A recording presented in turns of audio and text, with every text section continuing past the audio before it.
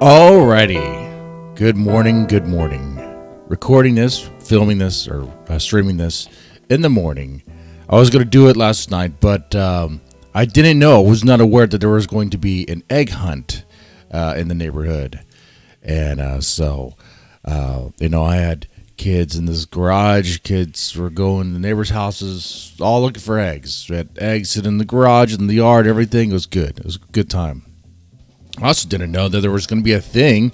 Had I known, we would have cooked up what we like to do here, what we like to contribute with a neighborhood sort of feast, if you will, is what we call crack weenies. They're really good. You probably had them before. It's really simple. You just take the little weenies. It doesn't really matter, pork or beef, just little smokies. You wrap them in bacon, and you put it in a pan. You know what you do then? You pretty much just dump a buttload of brown sugar, and it's a buttload. You want to get the right measurement. If you're off on that measurement, it's not going to taste as good. You want it to be where it's like really, really sweet, where it's like almost like, oh man, how many of these can I eat before I become diabetic? That's the goal there. But we didn't do that. So last night I was pretty much didn't contribute any food, but there's plenty of food to be had. So I was definitely eating the beans and little sandwiches and things like that. It was kind of good. A lot of ham. Everyone had the same idea, ham, and then plenty of beer. Lots of beer. Like it was. Actually, I guess that's a usual Friday night for me. Now I think about it. But yeah, I was like double fisting the beers. Okay, I was like, wow, that's the kind of night we're gonna have. Yep. So, what else we get to before we get into what we're gonna talk about on the stream? Is obviously we're gonna do some reactions. We're gonna do a reaction to Love Bites. Gonna do a reaction to Nemophila. Let's see. Did I say Love Bites? I mean BABYMETAL. Definitely, we talk about Love Bites for sure. Let me share the link out too, because I really wanted to do it last night and I didn't know, so there's maybe some confusion about like when I was going to go live and all that. So there is that. That kind of sucks. Dude, that does suck indeed.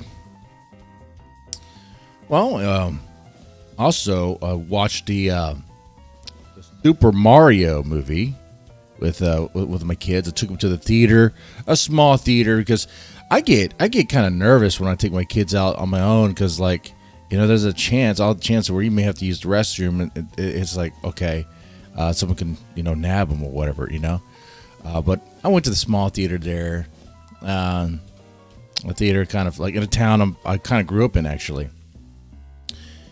And the movie was good. I actually enjoyed the movie quite a bit. I thought it was a really good, fun movie to watch. It was a Super Mario movie. It was, when I was watching, I was like, man, this is what I wanted out of the first movie, the Mario Brothers.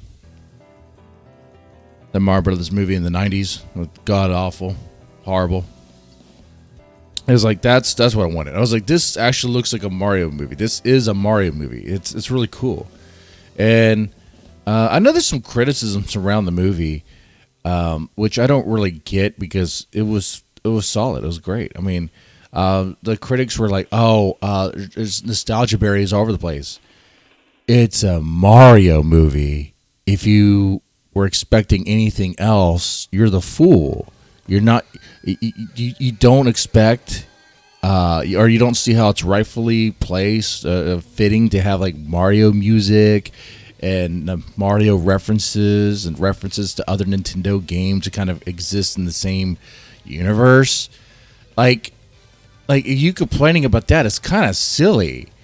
Like, if you complain about the nostalgia element in Mario Brothers movie, the Super Mario Brothers, yet you like Smash Brothers, then you're a fool. You're not really. But I think a lot of the critics just don't quite understand. I saw someone complaining that Mario is in a cat suit, and why are they doing that? It's like, what are you talking about? That's a power up in Mario 3D Land or whatever. It's like, I'm just gonna go find it actually now I think about it. Someone was complaining about Mario being like a furry now. Okay. Let's see.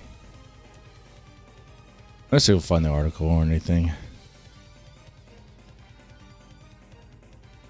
I don't really see it.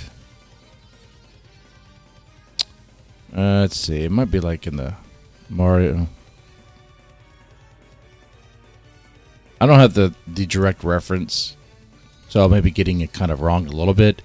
But they're pretty much complaining that Mario's wearing a cat suit and was like, "What is this? What is this supposed to appeal to like the furries now?" It's like Mario's been a furry since Super Mario Brothers 3.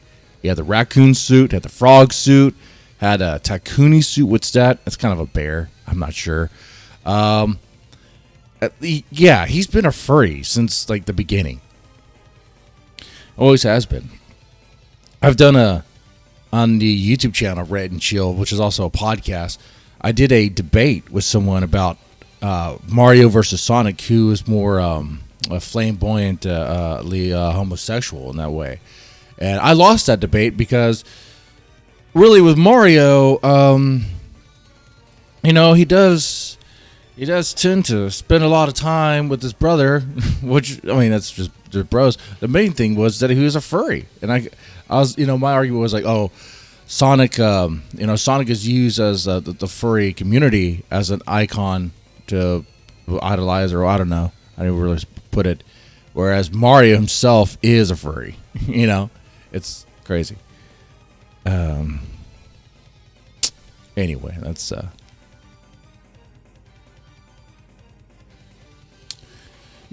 thought the movie was really good. What we're talking about this before we get into the, obviously the music videos that we're going to react to and the other topics. Let's talk about this real fast. Okay, so like I said, it's a good movie. There's all sorts of references throughout, and it's a competent like Mario film. The story's simple. It's kind of what you expect. You have the Mario and Luigi. There's going to be some spoilers here a little bit. I don't want to spoil too much actually. So let me put it this way.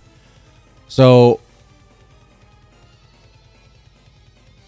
all right. So Mario and Luigi are Brooklyn. They go from Brooklyn to the Mushroom Kingdom. Okay, that's not a surprise. But a Mario game, that's kind of the background story. Okay, and they discover this thing. They're separated when it happens, and they have to. Mario has to find his brother, try to save him, or also try to help the princess on her mission to save the Mushroom Kingdom. And there you go. There is one point where she does, I guess, get nabbed or will get captured or whatever. That happens. Actually, twice if you think about it. First time, she kind of saves herself more or less, and though Mario did come to assist.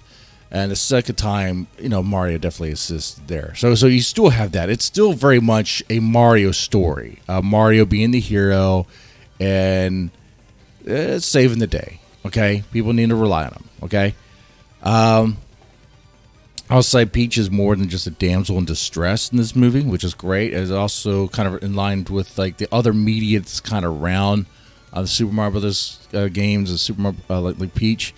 Like ever since, the first original game, it's hard to really tell a story in 8 bits. And it's a very simple concept. You just save the princess. Okay, that works.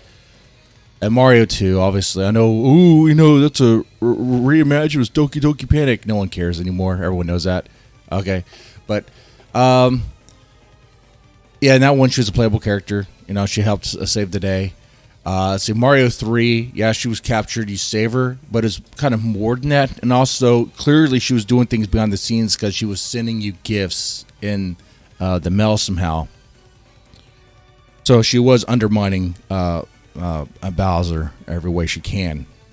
And if you've ever seen the cartoon shows or seen the comics that are related to it, Peach has always been presented as, she gets captured. Obviously, Bowser has like power over her and all this stuff, can manipulate and all this stuff. But she doesn't she's not submissive. She's a fighter. She is very resistant, and that's her attitude. Okay, she doesn't give up. She just knows how to play the game, so to speak.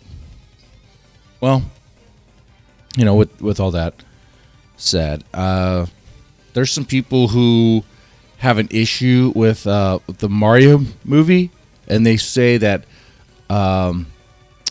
Princess Peach being able to kick ass is a detriment and is harmful to society.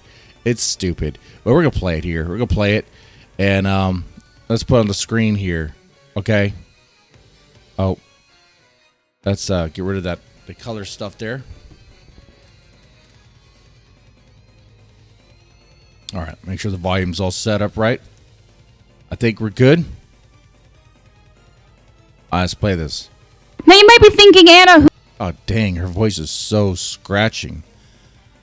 Man, her voice is horrible. She does not even have a voice for radio. who cares? It's just some dumb movie. But you should care, and here's why. Okay. Because what they are doing is they're trying to brainwash society to think that that's how women are supposed to be. And this is dangerous because then we have women who go out there who think they're men and they wind up getting hurt. They wind up getting raped. They wind up getting... Because this is... Who's going to consume this content? Well, young kids, right? It's a cartoon. Adults, unless you're a loser, you're probably not going to want to watch that, right?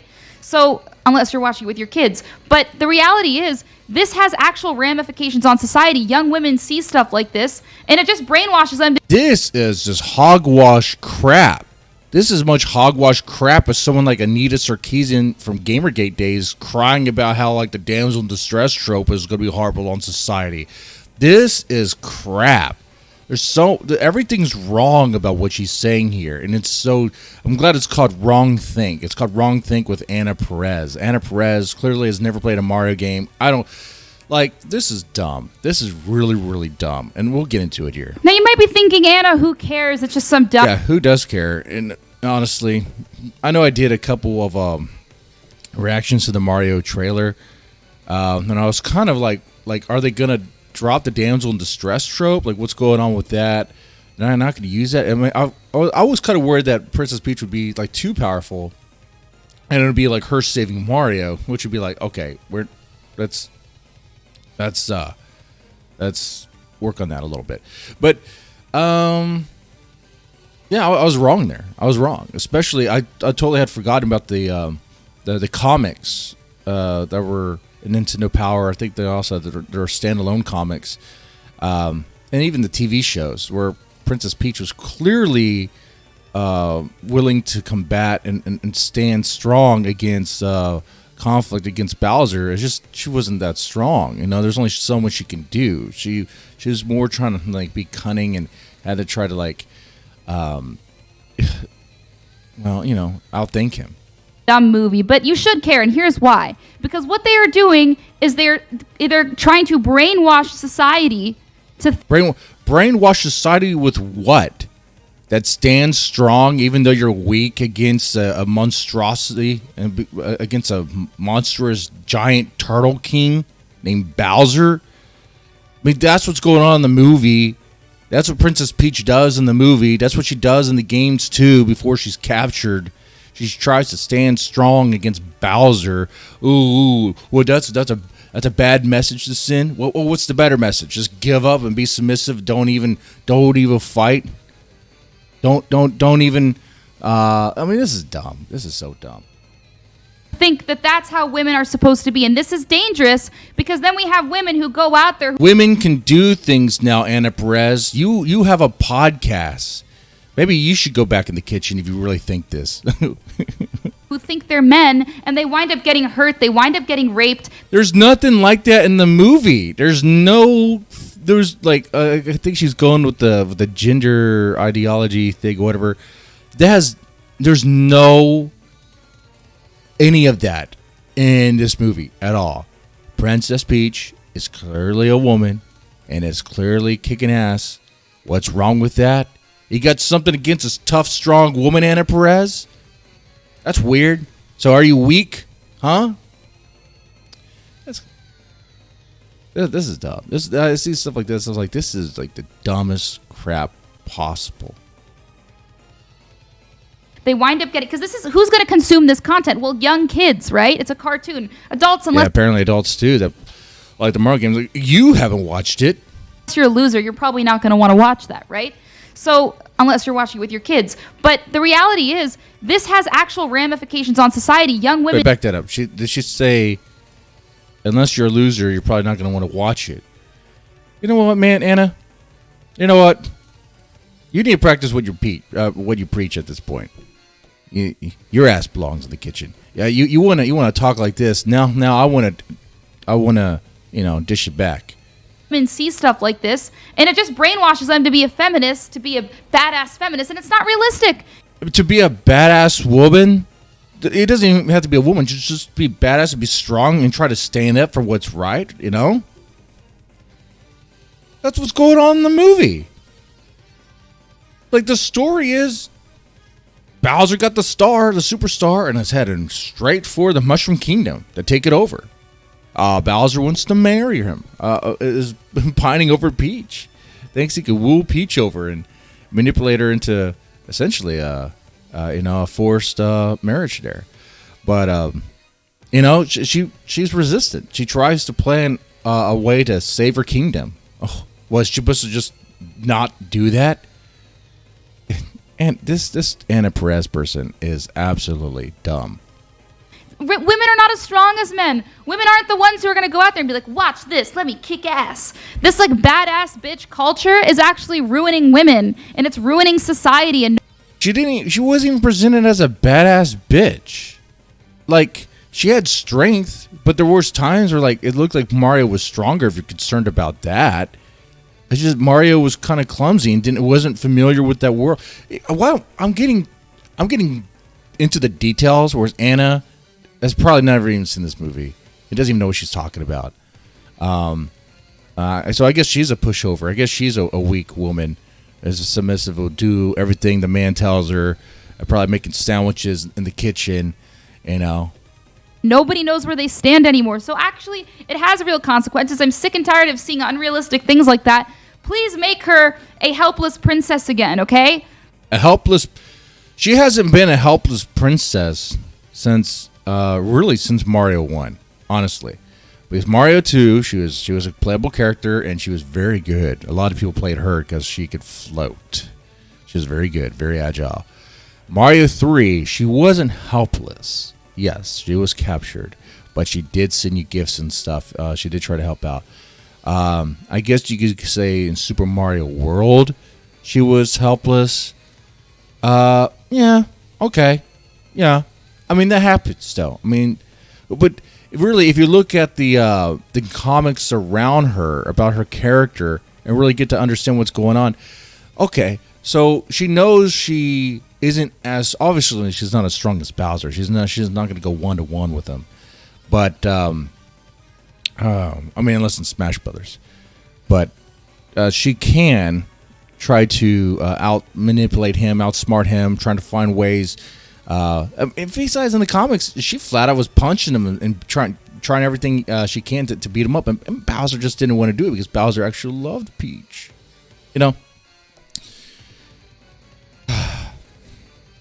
It doesn't matter. I mean, what, is Anna Perez upset that she wasn't the damsel in distress? I mean, there was actually, if we want to really be splitting hairs, you could probably say 2 times in the movie she was rescued, but there was definitely one time where she was rescued, so you do have that. Okay. But she also did the thing that she did in Super Mario Bros. 3 and helped out a bit by giving Mario tips and helpful things because he doesn't know what he's doing really. He's in a new land. But yeah, this is Anna Perez. She's an idiot. That's a lot more fitting for Princess Peach.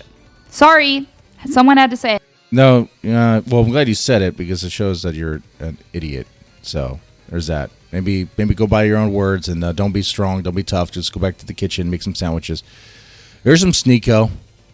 This guy, I don't know why people like Sneeko. I don't get it. He's an idiot too. This opinion is as well thought out as his opinion of women. This opinion he gives is as well researched as his research on women. It says this useless blonde has been getting saved from castle since 1985. Now she's an independent girl boss. Not an independent girl boss. Did you watch the movie? Like, she needs his help. She does help train Mario, but like she needs. Without Mario, she wouldn't have even gotten the Kongs to help out because he was able to, confront Donkey Kong. Like, we're talking to someone who doesn't even seen the movie and doesn't even care. Sneeko, I saw one clip of him describe a vagina as an open wound, like it was all icky and gross. And this guy's supposed to be like, I thought he was supposed to be like a ladies' man or some crap. He actually talks as if he's never been around a woman. And doesn't know how to please them. That's sad. That is very disappointing, actually. Actually, it's not. I don't really care anything about him, but I guess it's disappointing I say that because there's people who look up to this guy as if he gives words of wisdom for like red pill, manosphere stuff. But if you follow his advice, you're not gonna be able to please a woman because you'd be like, ooh, they have cooties, and actually probably just use the stupid, cheesy one-liners that just never work, and yeah. Well, there's that. There's our little Mario segment. Now, like I said, the movie's good. I highly recommend it. Oh, another thing I forgot to mention is people thought like, oh, Chris Pratt, oh, he doesn't even sound like Mario. That was like one of the first jokes in the movie, and it was intentional. I was like, oh. That's good. That's freaking good, man. When they included the Super Mario Bros. Super Show theme song, that was so cool. I was like, oh my god, this movie. There's so much awareness going on. I liked it. I liked it a lot. All right. So with that said, let's get into our reactions here. We have the first thing we're going to take a look at is BABYMETAL Mirror Mirror. Now, this is a cool song. I like Mirror Mirror. This is the official, official music video for it. I will take a look at it right here. Let's go ahead and put it on the screen. All right. So let me kill the music in the background and we'll get into it. So yeah, I'm going to be reacting to BABYMETAL's Mirror Mirror, asking the question, do we like it? What's going on with it, you know? Being that we already like this song, we're probably going to already like it, but we're going to see things from the live show that are going to be kind of cool. And I'm also curious, is this going to use like the official studio audio or the live audio? Let's see if we can tell. All right, with that said, let's play it.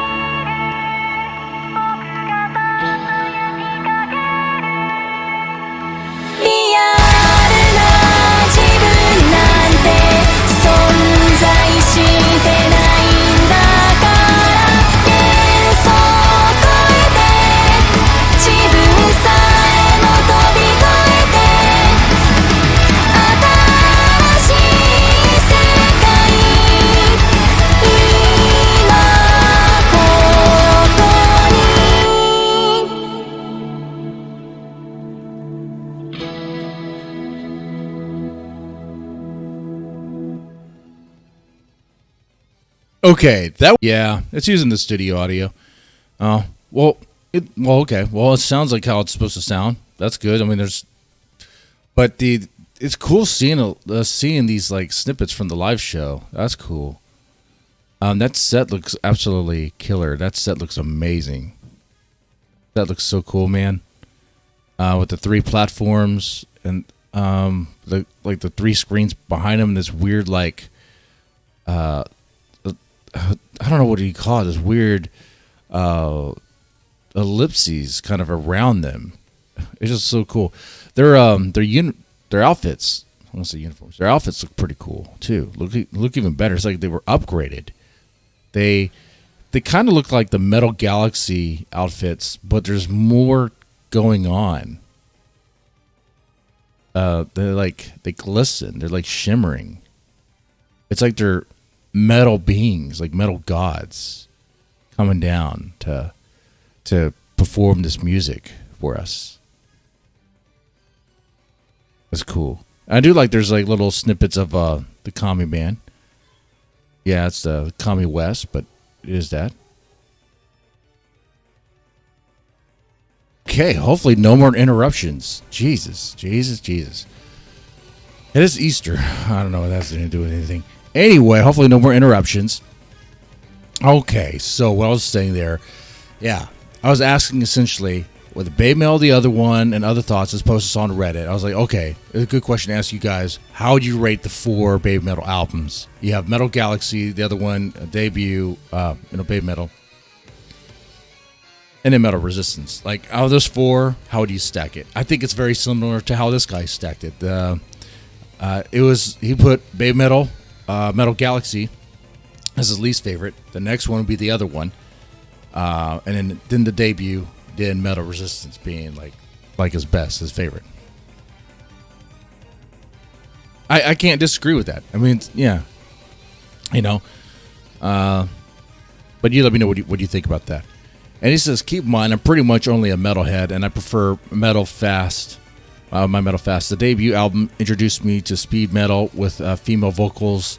Metal Resistance took the metal element energy even further. Metal Galaxy, while it's at the energy, it was way too pop dance oriented for me, even if it wasn't a bad album. The other one has a darker mood, heavy, very consistent, but also their slowest and least experimental album. What? The other one, least experimental album? Are you kidding me? It's pretty experimental. Like, okay. I disagree with that part there. I do agree that it's darker and heavy. It has some heavy components to it, heavy elements to it. But it's very experimental. Metalism. Come on, man. Let's see. Least experimental album ever.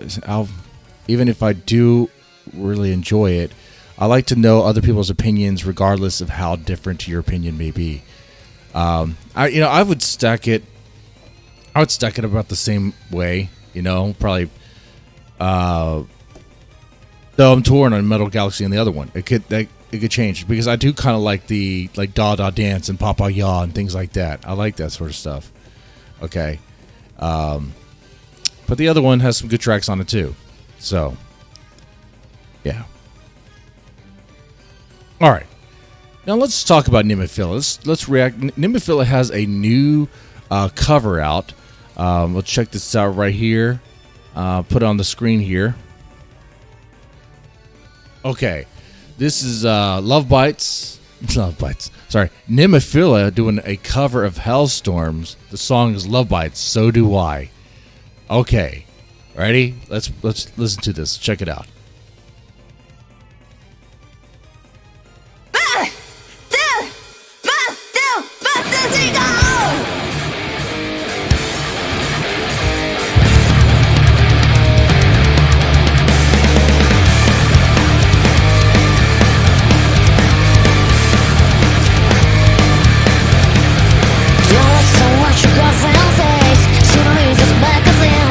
Just say we feel the dust. You don't have much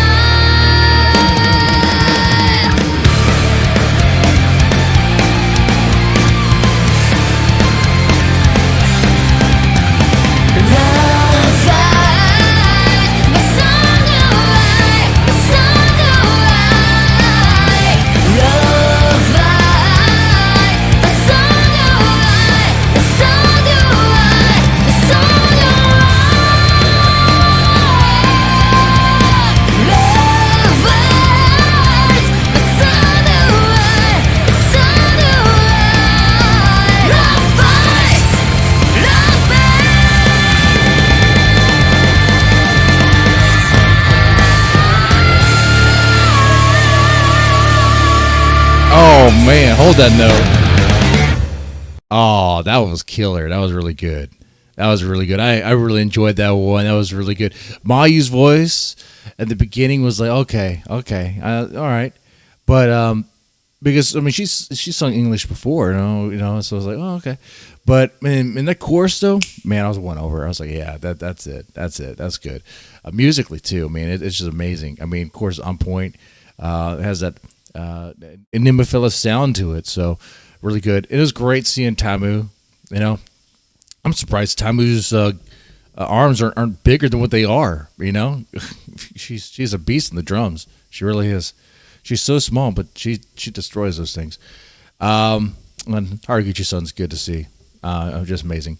The course, the guitar work is cool too, man. I mean, you got Saki, you know, Hazuki. I mean, they're amazing. They're amazing. Really. And there's more shoulder play going on from Saki. Whoa, what's going on with that? That's kind of nice. Not going to complain about that, you know. Yeah, I thought it was really good. Thought it was a good cover. Let me know what you guys thought about that, though. You know.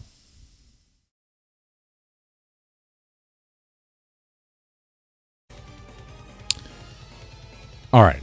So, also about Nemophila, let's talk about. They had a interview. Where is it at? Right here. And this is a recent interview they did. Okay. And they talk about some things here from Unijolt. I'm not sure. A portal to the music scene in Japan. Okay.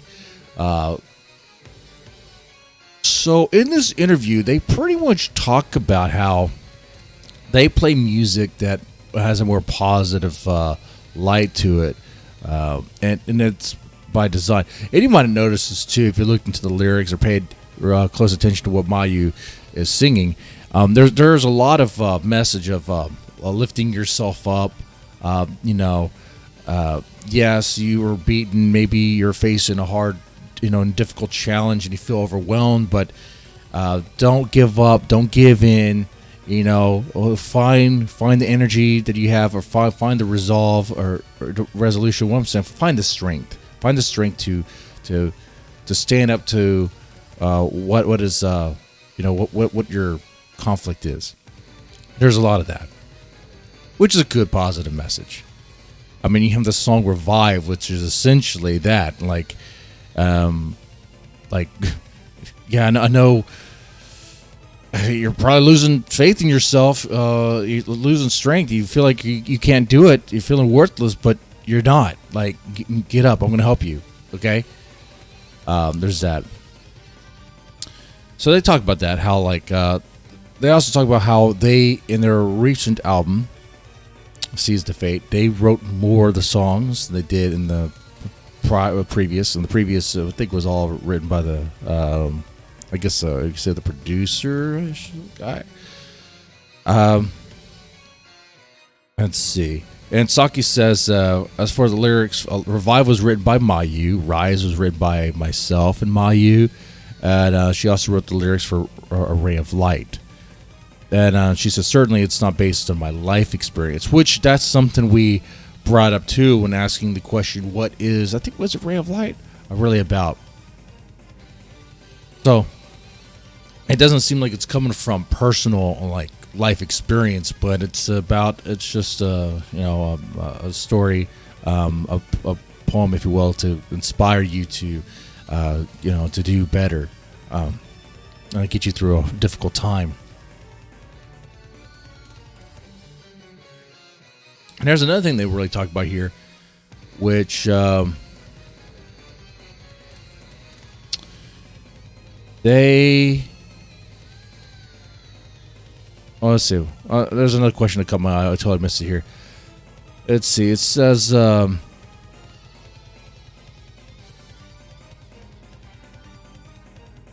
number of the tracks have English lyrics or have English lyric versions. Is that something that will continue? Saki and Mayu say yes to that. And then the interviewer asked, does the band also write English lyrics? Saki says yes. We write the lyrics in English, and the translator will fix or correct them if needed. And then to Mayu, the interviewer asked, the last time we interviewed you, you expressed the desire to be more involved in the writing melodies. Have you had the opportunity to do that since then? And Mayu says, oh yeah, definitely. So I wrote the song Rise. It is a representing song for me where I was able to give 100% emotions and feelings into that song. I'm very happy about that. And it says some songs that you've performed live fairly frequent, but they've not been recorded. Are there any plans like Night Flight, Breaking Out, and Blooming? Yes, they plan on recording them. Tamu says it will be out. Please wait for it. Okay. Oh, we're gonna get another album, I'm sure. Oh yeah, that's definite. A follow-up question: will Tamu and Haraguchi-san participate in vocal duties in these songs like they've done in live shows? And Haraguchi and Tamu said, maybe. They're probably going to do that. They're going to do it for sure. And they're great. They're great watching them live. They are absolutely amazing. But what I found is the thing that really stands out in this interview is, so they had a recent U.S. tour, and they seemed like they really enjoyed it, but it was really tough. It was a struggle. But overall, it seemed like they enjoyed it. And they noticed a very different reaction from the crowd this time. That people were more energetic, more excited to see them. They noticed that. Okay, well, let me just read it to you. Okay, so it's like, you're just about to wrap up your U.S. tour. As the experience has been so far. What? Okay, that's weird wording. Also, I believe Japan still has some limited restriction due to COVID. So I imagine it has been a while since performing to an audience. All right, so Mayu says, so yeah, like you said, the regulations in Japan for the COVID is still strict. The audience has to wear masks, and finally, like maybe a month ago, the audience can shout like if they have a mask on. So yeah, in the U.S., no one has to wear a mask. Everyone can shout and can dive or mosh, do whatever they want to do. So it's great to see that, to enjoy that moment with the audience, and to see honest emotion and honest response from the audience of the people in the U.S. Yeah, it's really great to see that. It makes us really happy. Azuki says, doing shows here, you've performed at some small venues like Ska Bar, too, and the distance from the audience is like really close. Like you could say no distance. I know, right? You almost could touch them. So you could see all these things, and how the audience in the U.S. are just so open about their feelings and emotions, much more than a Japanese audience. So yeah, it's emotional for us, really heartwarming, and sometimes I almost cry. We get a lot of power from the audience. Tamu says, this U.S. tour is tough. It's really challenging, but it's something that's really improving our skills emotionally, technically, physically, and we're just about it. Jumping up to the next level, so it's great experience. And Saki says, girls on the U.S. tour, there are so many girls at the venues, and they are louder than the boys. They're shouting, Hara-chan. So I'm so happy to see them. Oh, that's true. I mean, I was shouting at the band, but I mean, even my shouts are being washed away, being overpowered by all the ladies there. Actually, Scout Bar didn't have that many ladies there, but it had some.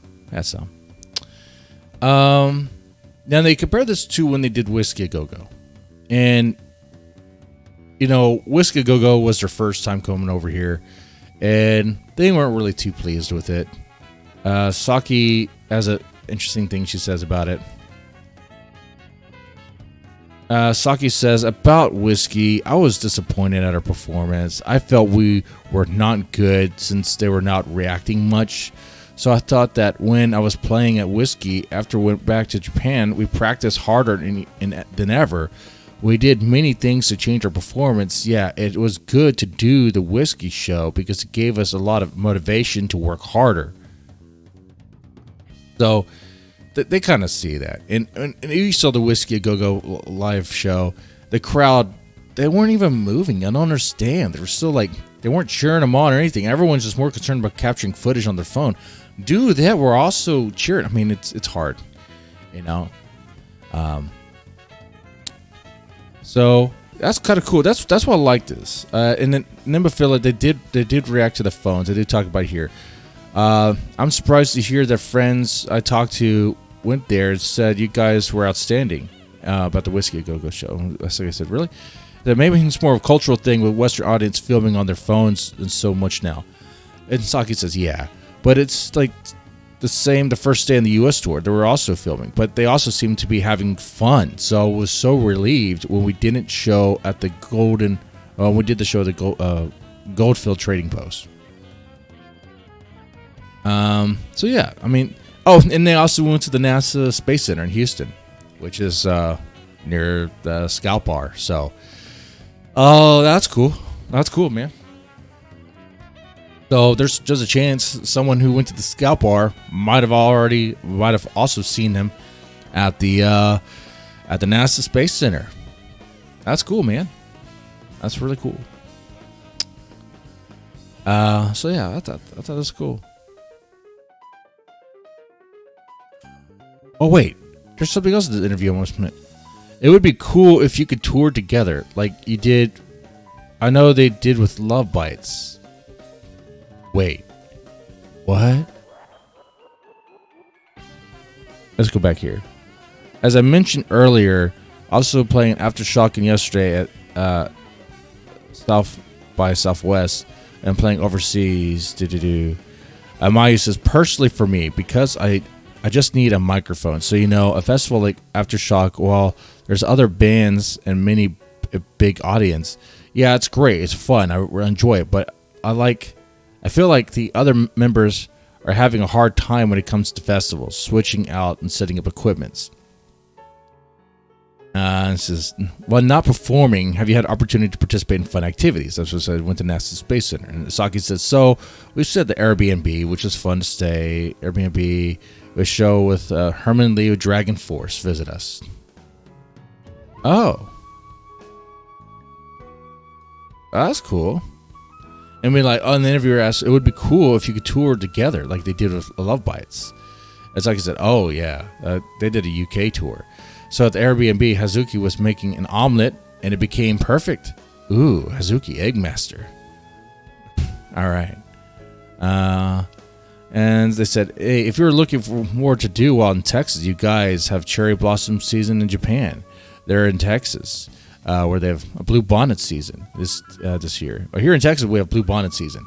I don't know if you've seen them yet, but they would be able to growing on the side of the road. Okay, kind of cool. And so I'm trying to see if there's anything else that's really noteworthy. I highly recommend to check out this interview if you want to check it out. Let's see. All right. So yeah, like the main takeaway for me for this was that they, of them talk about their experience touring in the U.S. And it seemed like they had a good time. It was a learning experience that they felt like they got stronger or better, gained more experience. Overall, it was difficult, but they definitely enjoyed the crowd reaction and how the crowd can give a very honest reaction like that. That's cool. That's cool. All right. Now let's shift gears and talk about LOVEBITES real fast. Now, with LOVEBITES, the one thing I want to talk about here, I don't have anything to really react to, but there's something that caught my eye. A few things. First off, this looks cool. I like this. Say Midori doing the Barbie thing. I'm not really sure what's going on with that. I saw a lot of people on Twitter do that. I guess it's some sort of marketing thing where you could insert yourself in that. I mean, I don't think Midori is going to be in a Barbie movie or anything. That would be wild. But no, I would be surprised if anyone in Hollywood even knows about LOVEBITES, honestly. But there's this here. There is new merch in the LOVEBITES store. That is true. We Are the Resurrection. There is new merch there. That does look nice. Looks really cool. There is this JPU Records post here about talking about this this article in this magazine. And the reason I'm talking about this is because if you read this, they're described as power metal. And many times you'll see it where Love Bites is described as power metal. You'll see on the wiki page. You'll see it in articles. You'll see it here. Let's see. Love Bites guitar slayer Midori speaks to Distorted Mag about the latest album Judgment Day. The bassist Fami and more. Check out the 4-page interview. And you got to get the magazine to really check it out. It's all blurred out. And so when power metal is done brilliantly, there's little that could rival it in heavy music. Love Bites are one of those bands who nail it every single time. As far as they're concerned, they have conquered their own personal Judgment Day with aplomb. All right. So the reason I'm talking about this is because I noticed that there's like this kind of like reaction when someone calls them power metal or describes them as power metal. And,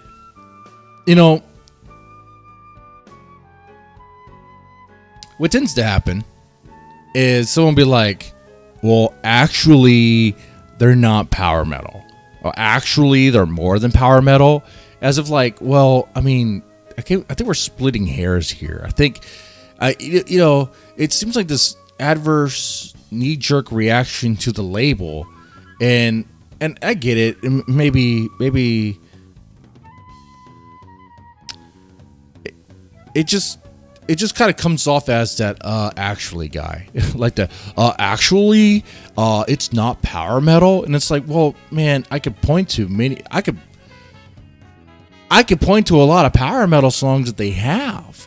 I'm not saying that they're only a power metal band, but there's a lot of power metal. When you call it power thrash, I mean, what do you want to call it? Just call it heavy metal? Okay. I mean, like, I don't have a problem with anyone calling them a heavy metal band or a power metal band or a thrash metal band. I'm not gonna correct the record as if it's that important. It's like, it doesn't really matter to me. You're paying respects to the band. You like it. And obviously a thrash metal band, and it just kind of give me an idea of like what particular songs you may like of theirs. But I mean, you'll see people react to be like, oh, it's sort of like Chad. I think Chad frequents his channel, and no issues. And this isn't like a criticism directed towards him. It's more general, okay? And it says Love Bites is far more than a power metal band. That sentence there, I don't understand that. Like, because the sentence to me, when I read it, when it says when he puts Love Bites is far more than a power metal band, that sentence conveys that power metal is like somehow low or beneath, as like, it is not valued, which I don't understand. Like, what? Doesn't it? That's not just me, right? It comes with that mindset there. Love Bites is far more than a power metal band. Okay, what's wrong with being a power metal band? What's wrong with that? As if they combine multiple subgenres of heavy metal into their songs. Well, yeah, they do. They do, most definitely. They are a power thrash band. Well, that's been a label that kind of fits better, isn't it? I would say that label definitely fits better. But I mean, my position on this is I don't really care what the label is necessarily. I say necessarily because let's say someone referring them to as like a new metal band would be completely ridiculous, right? Completely bonkers. There's a whole other thing we can talk about too. To take this even further, there's some people who may be like, the labels don't really matter. Why do you have to worry about all the subgenres and stuff like that? And it's like, I get you. I hear you on that. But the subgenres, they're kind of important. And they're important to give you an idea of what a band plays. Like if you say, let's say, Judas Priest, Metallica, and Korn, they're all metal bands. But they're not the same kind of metal. Like Judas Priest and Metallica don't sound anything alike. They just don't. Okay? And Korn and Metallica and Judas Priest, yeah, none of them sound anything alike. So it's like, okay, then how do you know, what is it then? It, like, you could say, yeah, but if you like metal, you might like this. That's not true. That's not true. And there are bands that do kind of sound alike, and they have a certain style. It's like, okay. And people may like, let's say if someone may like Korn, they may like, what's some other bands like that? Maybe like Limp Bizkit or something like that. Okay. I mean, yeah, it's metal. I mean, some of you guys might be like, well, I wouldn't really call it metal, but be like, hey, it's metal, but it's a different kind of metal, you know? You know, it's like, if you like Judas Priest, you know, you probably like maybe Iron Maiden, or, you know, if you like Metallica, you're probably gonna like Megadeth a little bit. You might like Testament, might like Slayer. But Slayer might be too heavy for you. I don't know. But it's so the question is like, okay, so then there is importance of subcategory, isn't there? To kind of give you an idea of the sort of sound, because it's much more than metal. It's like, okay, they're a metal band, but they play this particular type. But then sometimes bands do branch out. They do kind of experiment and do different things, and they kind of, and those, I don't know if that would, well, it depends on how often they branch out of the style that they normally play. If it would redefine them, like if it's like a one-off thing. Let's say like Bandmate. Bandmate is a hard rock band, right? You would agree with me, right? Bandmate is a hard rock band. They don't play jazz, but they do, right? They had that unplugged acoustic version of some of their songs, which was really good. So then, are they still a hard rock band? Well, primarily, yes. Yes, most definitely. Same could be said with Metallica. Metallica had a jazz. Didn't it do like a jazz album or something like that? I don't remember. I think I heard a couple of the songs once and was like, okay, all right. So yeah, there is importance with like categories and stuff, and kind of, I guess, so that way you kind of know what it is. But some bands, like LOVEBITES in particular, their style is kind of varied, isn't it? I mean, they do have some very power metal heavy songs, where they have the fanfare that power metal has, with the organs, and I say, you know, the organs, the high pitched singing, the just cinematic feel to it all. Like, it's so grand, like it's epic. Like Glory, Glory to the World would be an example, or Holy War would be an example. But, and with power metal, there is thrash there. But they do sometimes go on the thrashy side with like a Hammer of Wrath.